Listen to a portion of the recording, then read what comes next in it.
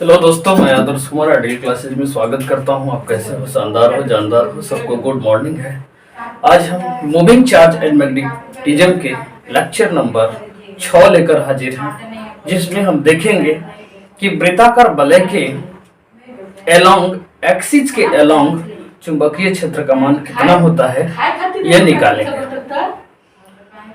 तो कलम कॉपी हाथ में ले लीजिए, आसपास के चूहों को भगा दीजिए और अपनी खुद के नोट्स बनाना शुरू कीजिए, क्योंकि अपने से बनाए हुआ नोट्स दुनिया का बेस्ट नोट्स होता है। चलिए हेडिंग डालिए, वृत्ताकार वलय, वृत्ताकार वृत्ताकार वलय के अक्षीय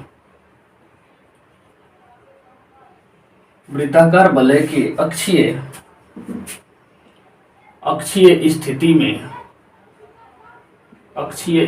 में चुंबकीय क्षेत्र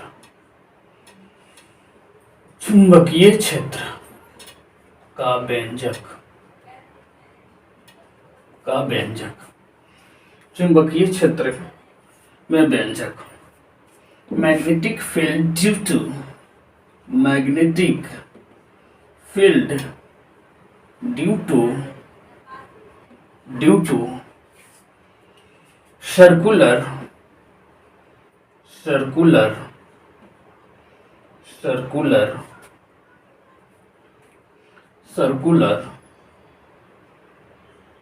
ring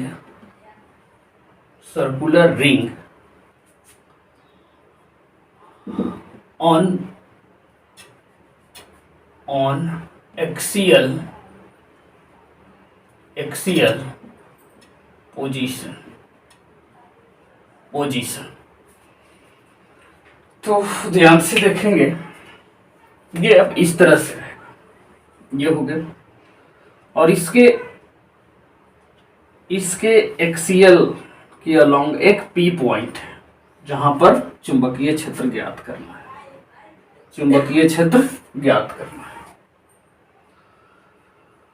तो इसमें चुंबकीय क्षेत्र ज्ञात करने के लिए बायोट-सावर्ट का नियम देखेंगे।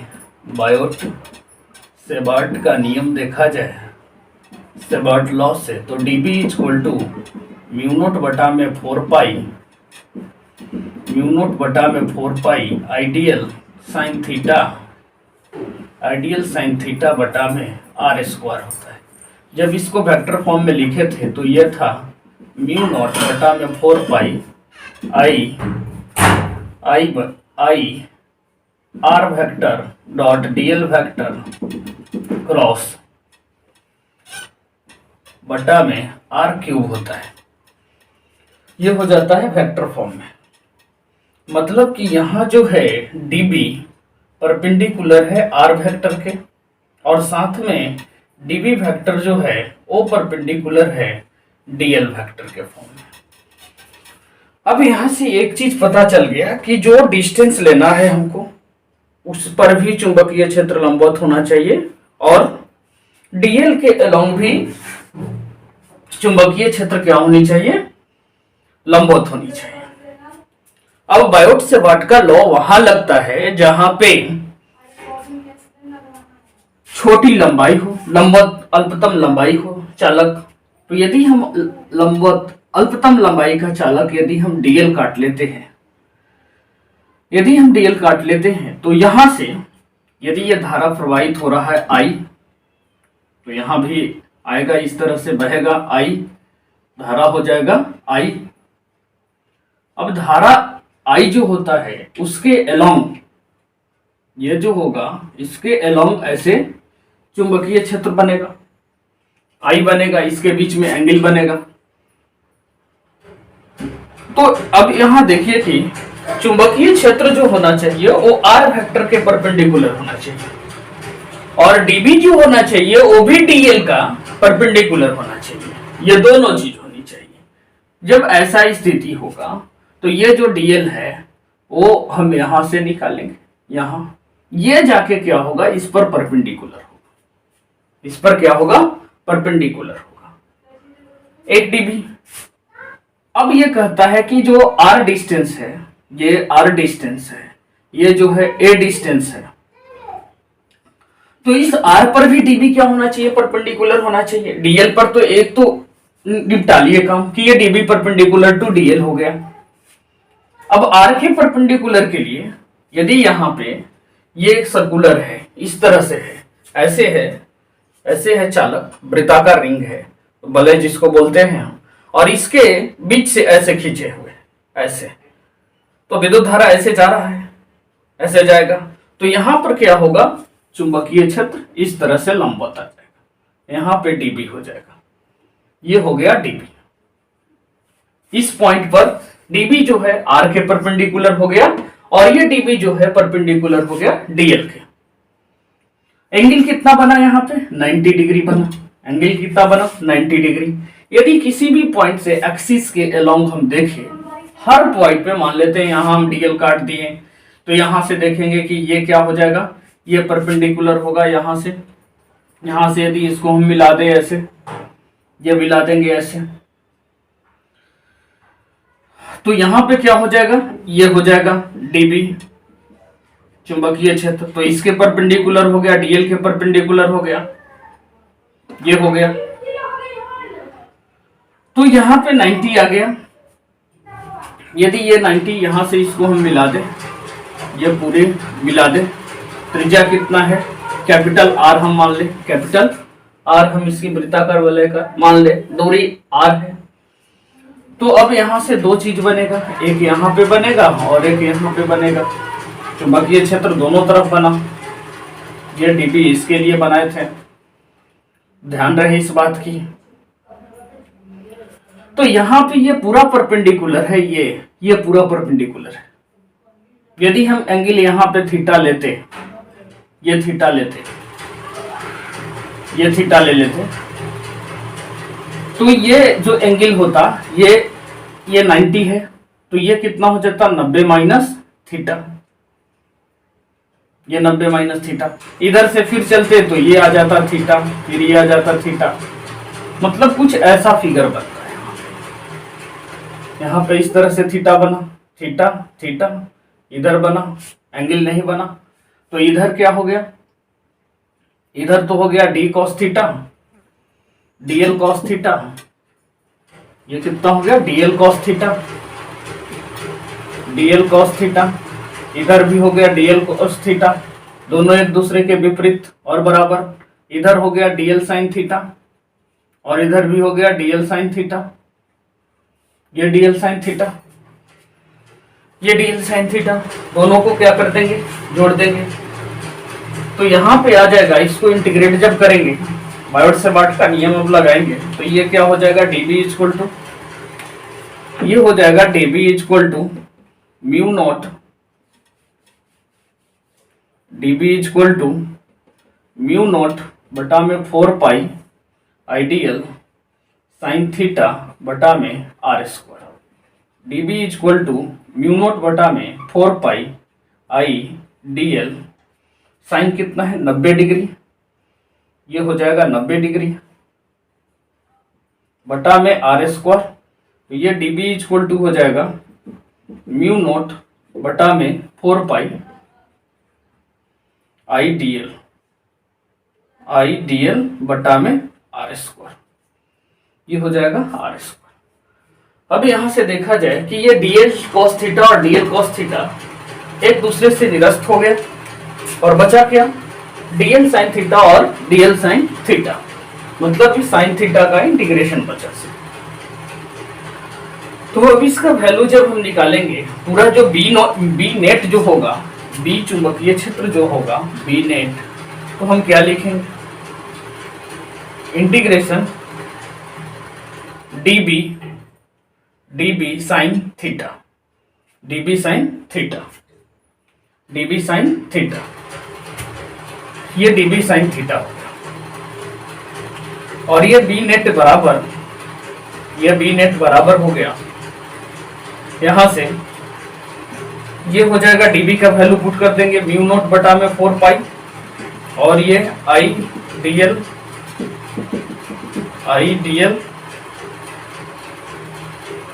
आई डी एल बटा में आर स्क्वायर, और ये हो जाएगा अपना साइन थीटा। ये हो गया साइन थीटा। इसको हम इंटीग्रेट कर देंगे।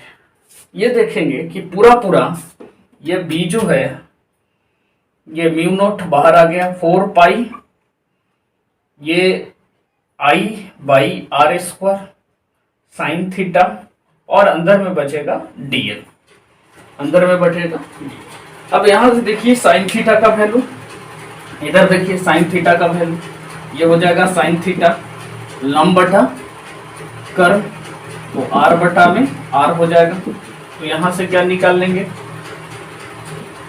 यहां से निकाल लेंगे साइन थीटा का वैल्यू, तो यहां से निकाल लेंगे हम sine theta equal to R by R, तो यहां वैल्यू पुट कर सकते हैं। और एक रिलेशन बनेगा क्या यहां से, ये इस समकोण त्रिभुज में, तो ये हो जाएगा आर स्क्वायर बराबर आर स्क्वायर प्लस ये हो जाएगा ए स्क्वायर। तो ये डिस्टेंस ले लेते हैं, एक्स ले लेते हैं, एक्स, तो ये हो जाएगा एक्स स्क्वायर। ये हो गया, दो चीज ये रखते हैं, तो आर स्क्वायर बराबर R square plus X square हो जाएगा। ये दो चीज हो गया। तो यहां से वैल्यू आर का पुट कर दिए, साइन थीटा का वैल्यू, और डीएल क्या हो गया पूरा ये लूप का, ये पूरा लूप हो गया। डीएल डीएल डीएल डीएल काट देंगे तो 2 पाई आर हो जाएगा। तो ये हो गया। तो ये देखिए b इक्वल टू हम वैल्यू पुट करें म्यू नॉट बटा में 4 पाई आई बटा में आर स्क्वायर के जगह आर स्क्वायर प्लस ये हो जाएगा आर स्क्वायर के जगह पे R square plus X square, R square plus X square. इसके बाद साइन थीटा का वैल्यू आर बटा में आर, ये हो जाएगा आर बटा में आर, कैपिटल आर बटा स्मॉल आर, और डीएल कितना हो गया 2 पाई आर, 2 पाई आर हो गया पूरा। थोड़ा देख लिया जाए कि दिख रहा है या नहीं। हाँ चलिए अच्छा है।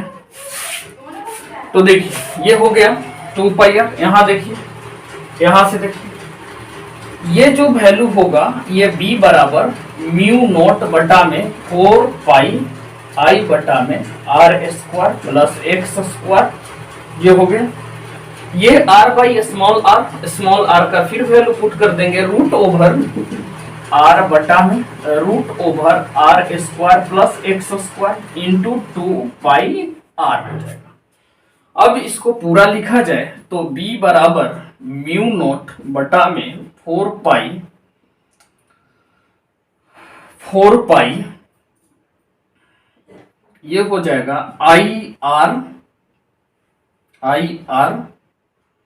और यहां से काट दीजिए पाई से पाई, 2 से 2, 2 जा 4, तो यहां से अपना आ गया b बराबर म्यू नॉट बटा में 2, म्यू नॉट बटा में 2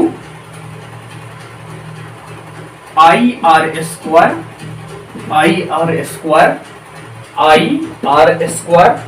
और ये देखिए पावर है 1 और ये हाफ, तो पावर कितना हो जाएगा R square plus X square का पावर 3/2।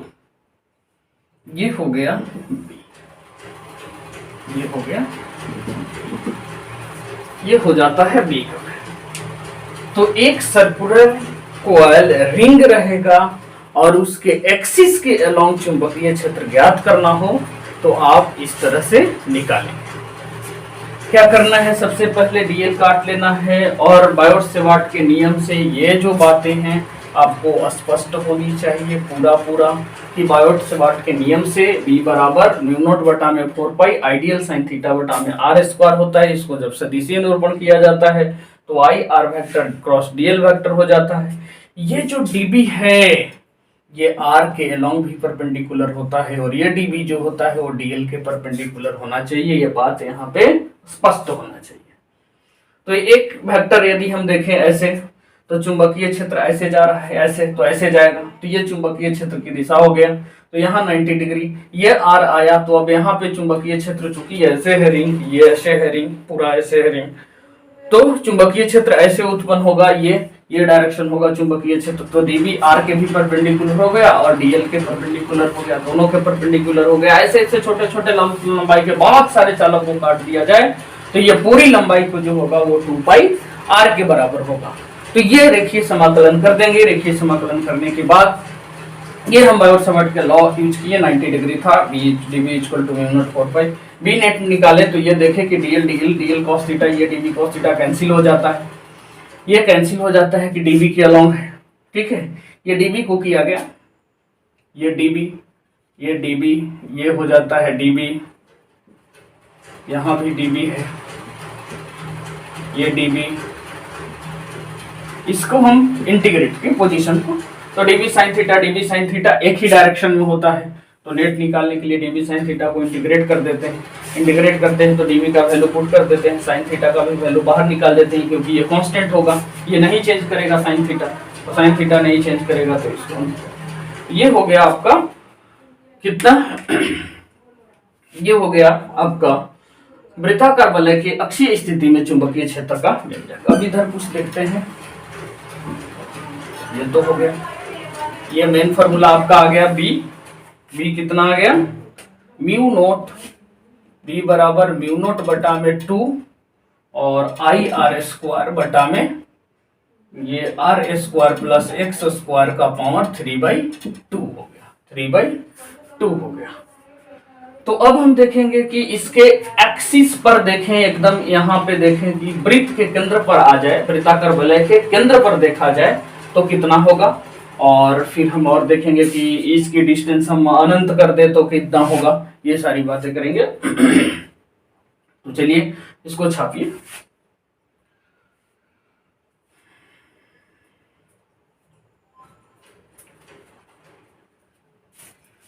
हो गया, हो गया।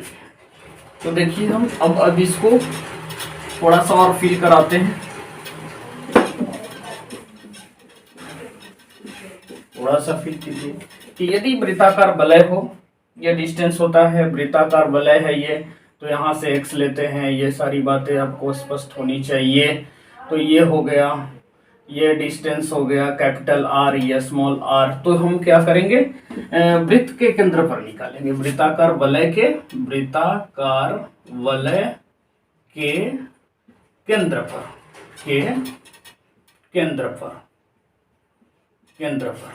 तो जब केंद्र पर निकालेंगे तो आप सोचिए जरा, ये क्या होगा, कंडक्ट करते करते करते चुप सीधा यहाँ आ जाएगा, तो x का वैल्यू क्या हो जाएगा, 0 हो जाएगा।